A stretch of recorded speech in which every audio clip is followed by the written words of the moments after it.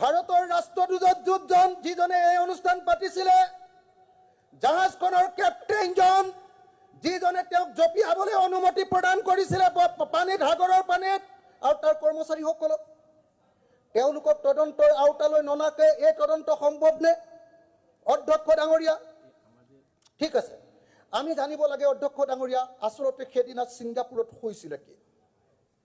জুবিনদাৰ ক্ষেত্ৰত ছিংগাপুৰত হৈছিলে কি?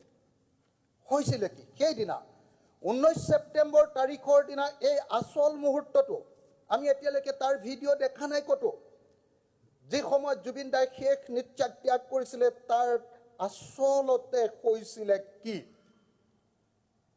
আমি দেখিছোঁ যে তেওঁ জঁপিয়াইছে, তাৰ পাছত খুলি লৈ জঁপিওৱাটো আমি দেখা নাই, খুলি লৈ পৰি থকা অকণমান ফটো এখন দেখিছোঁ।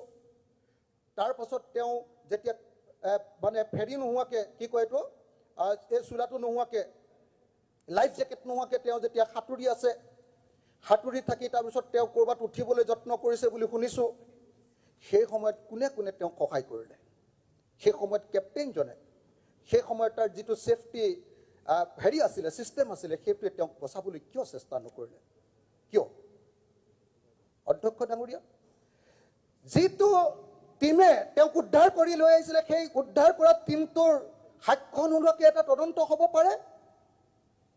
ৰেস্কিউ টিমটোৰ যিখন এম্বুলেঞ্চে তেওঁক হস্পিটেললৈ লৈ গৈছিলে, সেই এম্বুলেঞ্চক সাক্ষ্য নোলোৱাকৈ এইটো তদন্ত হ'ব পাৰে? অধ্যক্ষ ডাঙৰীয়া,